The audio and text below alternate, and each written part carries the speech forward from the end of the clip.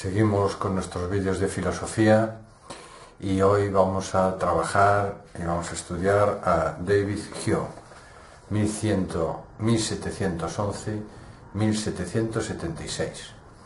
Bueno, tanto el contexto histórico, sociocultural y filosófico lo tenéis en los apuntes. Entonces lo repasáis, veis la ilustración, despotismo ilustrado, etcétera, etcétera. En el contexto filosófico ya sabemos bastante, también lo tenéis ahí, Hume, Rousseau, racionalismo, etcétera.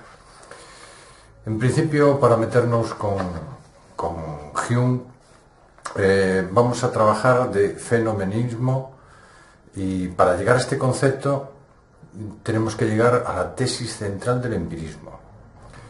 Lo que en realidad vemos no son las cosas, sino nuestras propias sensaciones de las cosas. Locke, acordaros, sostenía que las ideas complejas tienen su fundamento en la asociación de las ideas simples. Hume afirmará que tal asociación solo está basada en la costumbre. Por lo tanto, no hay garantía de que representen cosas reales. El fenomenismo afirma que lo único que puedo conocer como verdad son mis impresiones básicas. Luego tenemos coherencia y constancia y los elementos del conocimiento. Encuentra Hume dos tipos de contenidos mentales, las ideas y las impresiones. Se diferencian en la intensidad o la vivacidad en cómo las percibimos. Las impresiones serán los contenidos más intensos y las ideas los más difusos. Emplea percepción para referirse a cualquier tipo de contenido mental. Nos dice que la impresión es el primer dato que recibe nuestra mente, y para eso son las sensaciones, las pasiones y las emociones recibidas e impresas, ¿dónde? En la conciencia. Las va a dividir en de sensación y de reflexión. De sensación si son consecuencia directa de la influencia del mundo exterior, y de reflexión si se producen como consecuencia de la capacidad de la mente para captar el propio estado. Llega a la definición de la idea como reflejo debilitado y difuso de una impresión. Tiene dos tipos de ideas: ideas simples, que provienen directamente de las impresiones a través de la sensación y de la reflexión, e ideas complejas, que son producto de la copia de impresiones complejas o de la asociación de varias ideas simples a través de la facultad de la imaginación y de las reglas que regulan el funcionamiento de nuestro conocimiento. Establece una división de percepción a través de impresión e idea, y divide la impresión en de sensaciones y de reflexión, y la idea la divide en simple y compleja. Tenéis el esquema en los apuntes. Tiene una serie de leyes de asociación, una serie de leyes para la asociación de ideas. Y nos dice, ley de semejanza, pasar de una idea a otra semejante; ley de contigüidad espacio-temporal, las ideas de objetos que se hallan contiguos espacio-temporalmente, la idea tiende a recorrerlos de forma continua. La ley de causa-efecto, cuando contemplamos un acontecimiento, un efecto, pensamos en la causa que lo ha producido.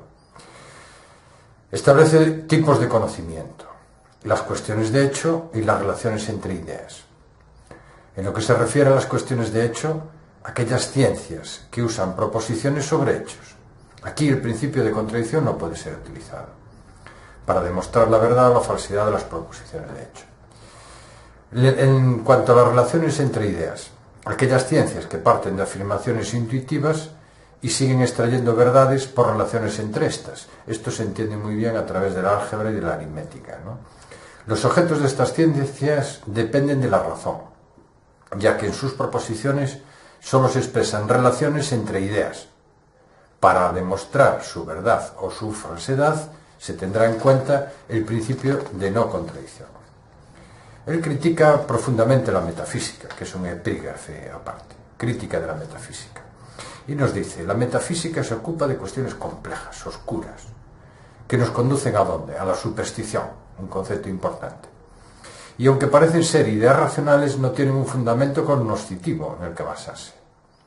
También critica la idea de causa, y nos dice, el conocimiento metafísico es ilusorio. La evidencia racional solo sirve en la lógica y las matemáticas, y esto sirve para determinar el criterio de validez de la evidencia empírica, que nos lo pueden preguntar. ¿Cuál es el criterio de validez de la evidencia empírica? También critica los conceptos de sustancia y causalidad. Nos dice, la relación causa-efecto es una idea que no podríamos formar sin la observación y sin el conjunto de nuestras experiencias. Partiendo de la consideración de que existen los objetos, es decir, externos a nosotros, y sus acciones sobre nuestro pensamiento, nunca podremos afirmar que encontramos una conexión necesaria en la experiencia. Lo que sí nos dice y lo que puede afirmar es que la experiencia sobre dos percepciones es una percepción que sigue a la otra. Pero no nos puede decir que seguirá en el futuro, no lo sabemos. El principio de causalidad es una conjetura basada en la costumbre, concepto importante, sin existir conexión real entre los objetos. Nosotros tenemos en nuestro interior, dentro de nuestra mente, la idea de causa-efecto. Los efectos están conectados a las causas. Critica esa conexión necesaria. La idea de conexión necesaria no se puede comprobar empíricamente. Luego nos va a hablar de la sustancia y nos dice, no es una realidad, es un nombre que le damos a las cualidades sensibles que encontramos nosotros. No podemos acceder a la sustancia. Y nos establece la idea del yo, la idea de yo o del yo. Y nos dice que es más que el conjunto de las percepciones, entendiendo percepciones como actos psíquicos, que se suceden rápidamente y en continuo movimiento. De la misma manera que elaboramos una idea de un objeto exterior, elaboramos una idea de un soporte semejante para las actividades que producen las percepciones, el yo. Divide la sustancia en tres: pensante, material y divina. La pensante nos dice, nuestros sentidos no descubren que seamos un alma. Existen percepciones internas de nuestras ideas, nuestra conciencia, pero no podemos afirmar que existe alma. La sustancia material, no puedo percibir la sustancia, solo las cualidades sensibles. La sustancia divina, si yo no puedo tener impresiones de la sustancia divina, no existe. Por lo tanto, no hay evidencias empíricas de que existan los dioses. Niega el argumento ontológico, niega la idea de infinito y niega el argumento teleológico. Acordaros de estos aspectos. Nos dice que la idea de sustancia implica una impresión constante e invariable de algo. Afirma que no ha encontrado ninguna impresión que permanezca inalterable, por lo que pone en duda este concepto. Para él el mundo, nos dice, hay impresiones, objetos del mundo exterior que vuelven constantemente a nosotros. Estas impresiones cambian y los cambios tienen una cierta coherencia y dependencia entre sí, que está elaborada, ¿por qué? Por la imaginación. Luego nos dice, teoría moral emotivismo, y sobre todo esto que nos lo pueden preguntar, falacia naturalista. Duda acerca de los orígenes de nuestras propuestas morales. ¿Y qué hace? Trata la moral desde la lingüística. ¿Por qué? Porque nos dice, las normas morales se expresan en enunciados, lo que debemos hacer o ser, no de lo que de hecho somos. La mayoría de las morales deducen sus juicios de la experiencia a través de un proceso inductivo. Tales inducciones solo pueden ser costumbres.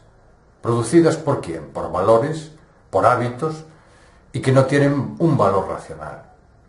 Así llega a la falacia naturalista, que nos dice, sintetizada, ¿no?, el razonamiento lógico que usan las morales tradicionales, que permite pasar de descripciones de hecho a prescripciones que exponen valores, es un razonamiento falso. Luego está el emotivismo, y nos dice, ¿de dónde vienen estos enunciados morales? Son los sentimientos los responsables de la conducta moral. Este emotivismo se opone al intelectualismo moral que predominaba en su época. Así se acerca al sentido común. Así la razón tiene un papel para ayudarnos a escoger, a decidir. La base moral estaría en la empatía natural del ser humano. Bueno, ahora nos enfrentamos al final de curso con mucho ánimo para todos. Estamos con los últimos autores. Nos meteremos en el próximo vídeo con Kant, complejo, profundo, nos va a llevar bastantes minutos el trabajarlo y grabarlo en vídeo, y sobre todo fuerza y ganas de estudiar filosofía para poder superarla. Un saludo a todos y gracias por ver estos vídeos.